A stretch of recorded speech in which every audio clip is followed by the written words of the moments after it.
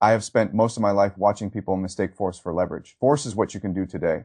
Leverage is what makes the other fellow change his calculation tomorrow. That difference matters in business, it matters in markets, and it matters even more in war. The United States and Israel may have the stronger air forces, they may have destroyed Iranian defenses, killed senior commanders, and damaged military infrastructure. They may have looked dominant on every screen that shows explosions from above.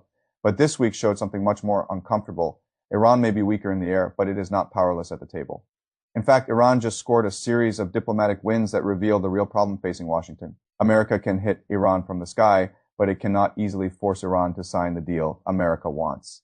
And that is the difference between winning battles and winning the political outcome. The first win came at the United Nations, where Iran was elected to a leadership role in the review process for the Nuclear Non-Proliferation Treaty. Now, if you only read that sentence quickly, you might miss why it matters. The United States, the United Kingdom, and Australia objected. They argued that Iran should not have any leadership role in a non-proliferation setting because of its nuclear conduct, its enrichment activity, and its long conflict with the IAEA. Their argument was predictable from Washington's perspective. Iran being placed into any leadership role around the NPT looked absurd, but the vote still happened. Iran was not elected because Washington approved. It was elected because much of the non-aligned world did not see the issue through Washington's eyes. That is the first crack in American leverage for decades. The United States has been used to turning its judgment into the judgment of international bodies. Not always, but often enough that American opposition carried enormous weight here. America objected and still failed to stop the outcome. That matters because diplomacy is not only about law, it is about legitimacy. If America calls a country isolated, but that country is still elected into a multilateral leadership position, then isolation is not complete. If America says Iran has no standing, but 121 non-aligned countries do not treat Iran that way, then the diplomatic battlefield is not as one-sided as the military battlefield. Iran understood that immediately. Its representative did not respond by apologizing. He responded by turning the accusation around. He said if compliance with the treaty is the standard, then the standard must be applied evenly. He pointed to America's own nuclear arsenal. He pointed to America being the only state ever to use nuclear weapons. He pointed to Washington's withdrawal from the nuclear agreement. He pointed to American support for Israel, a state outside the NPT framework with an undeclared nuclear program. Now, you do not need to agree with Iran to understand why the argument lands. Diplomacy is often not about proving innocence. It is about creating enough doubt around the accuser that the room stops moving automatically behind him. That is what Iran did. An American attack on Iranian credibility and turned it into a debate about American double standards. And in a world where many countries already distrust Western selectivity, that is not a small thing. It is a usable weapon. That was the first diplomatic win. The second was more important. Iran has reportedly put forward a proposal that would reopen the Strait of Hormuz while leaving the nuclear issue for later. In simple terms, Iran is saying, let us solve the shipping crisis first and argue about uranium afterward. That sounds procedural. It is not procedural. It is the clearest sign that Iran understands where its leverage actually sits. America and Israel began this war around Iran, its nuclear program. That was the central claim. That was the justification. That was the red line. Iran must not be allowed to retain a nuclear past Washington said the nuclear question had to be settled. But Hormuz changed the order of priority once the strait became the immediate pressure point on global oil, inflation, shipping, and political stability. The nuclear question stopped being the only urgent problem. America still wants to solve it, but the world wants the waterway reopened. Those are not the same thing. Iran is using that difference. Tehran is saying, if you want Hormuz reopened, do not demand that we surrender the nuclear file at the same time. Separate the issues, reopen the strait. Now, leave the nuclear question for later. That is a very sharp negotiating move. It forces Washington into a bad choice. If America rejects the proposal, then America appears to be prolonging the economic pain because it wants more than the immediate reopening of Hormuz. If America accepts or even discusses the proposal, then it has moved away from the position that the nuclear issue must be settled first. That is how leverage works. The stronger side wants every issue bundled together because bundling lets it demand a complete surrender. The weaker side wants the issue separated because separation lets it trade one pressure point without giving up everything else. Iran has found the pressure point America cannot ignore. Oil prices, inflation, shipping, allied pressure, and the fear of wider economic shock are all attached to Hormuz. Nuclear enrichment is still important, but it does not hit the grocery bill this week. Hormuz does. That is why the proposal is so dangerous for Washington. It may be unacceptable in principle, but it is tempting in practice.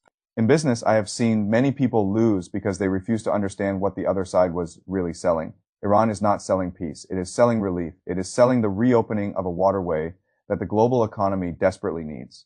And when a buyer is desperate, the seller does not need to offer perfection. He only needs to offer the thing the buyer cannot live without. That is Iran's second win. The third win came from Moscow. Iran's foreign minister traveled to Russia and met Vladimir Putin. Putin praised Iranian courage and independence. That kind of language matters, not because it changes a battlefield by itself, but because it tells the world Iran is not standing alone. When a country under attack can still walk into Moscow and receive public praise from Russia as president, that sends a message to every undecided government. The message is simple. Iran may be battered, but it is still connected. That connection is important because wars are rarely settled by the direct opponents alone. They are settled by networks of pressure, support mediation, finance, arms, energy flows, and diplomatic cover. Russia gives Iran some of that cover. China gives Iran some of that cover. Pakistan, Turkey, Egypt, and others create diplomatic lanes. The non-aligned countries create a legitimacy shield. America may have carriers. Iran has relationships. That does not make Iran stronger militarily. It makes Iran harder to corner politically. And that is the real lesson of this week. Washington appears to have believed that overwhelming military pressure would create a straight line to diplomatic submission, hit the air defenses, hit the leadership, hit the nuclear infrastructure, hit enough targets, and Iran comes to the table ready to accept American terms. That is a simple theory. The world is not simple when a country believes it can survive the bombing long enough to make the economic pressure unbearable for its opponent. The bombing does not end the war. It changes the form of the war. Iran cannot defeat the United States in the sky, but Iran can create a situation where America has to explain rising oil prices, rising inflation, allied anxiety, shipping paralysis, and a war that was supposed to produce a clear result, but instead produces more negotiation. That is a different kind of battlefield. And on that battlefield, Iran is not losing as cleanly as Washington expected. Look at the pieces together. Iran wins a visible position at an NPT review process despite Western objections. Iran uses the moment to accuse America of double standards. Iran floats a proposal to reopen Hormuz while postponing the nuclear question. The White House does not immediately dismiss the idea. Regional countries support diplomacy because they need the strait reopened. Russia welcomes Iran publicly and praises its resolve. None of those things mean that Iran has won the war, but all of them mean America has not won the peace.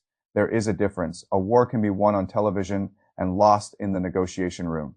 A country can destroy assets and still fail to destroy leverage. A president can declare victory and still be forced to consider the very sequencing the enemy proposes. That is the uncomfortable truth here. Iran's strength is not that it can defeat America directly. Iran's strength is that it can make every American option ugly if Washington negotiates while Hormuz is still under Iranian pressure. It looks like Iran forced the talks.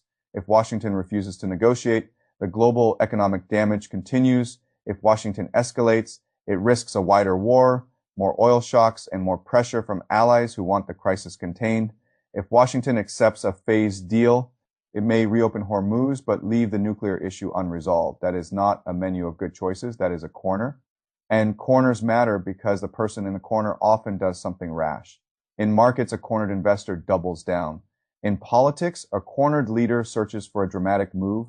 In war, a cornered superpower may escalate to avoid admitting that the original gamble failed. That is why this moment is dangerous. The diplomatic wins Iran scored this week are not the end of the story.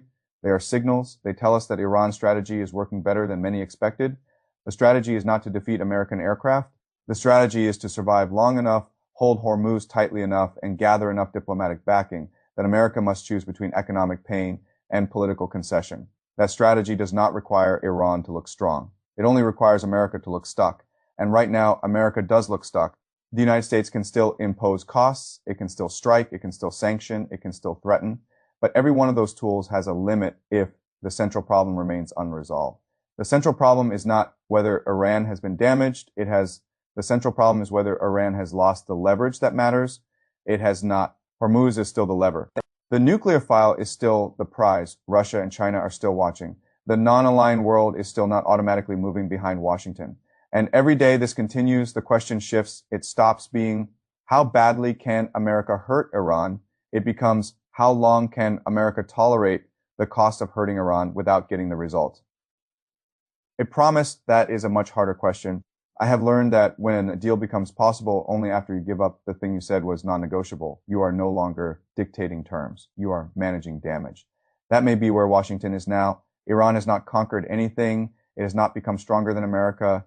It has not escaped its own weakness, but it has done something that matters in international politics. It has made its weakness expensive for everyone else. That is why this week matters. The NPT episode showed that America cannot automatically deny Iran diplomatic standing. The Hormuz proposal showed that Iran can force sequencing onto the negotiation table. The Moscow visit showed that Iran still has great power backing together. Those three events show a war moving away from a clean military script and toward a messy political settlement. And messy settlements usually punish the side that promised a clean victory. The lesson is old. Never enter a conflict believing that the other side only has the weapons you can destroy. Sometimes its real weapon is geography. Sometimes it is time. Sometimes it is the price of oil. Sometimes it is the impatience of your own allies. And sometimes it is the ability to make the whole world quietly ask whether your victory is worth the cost of continuing it.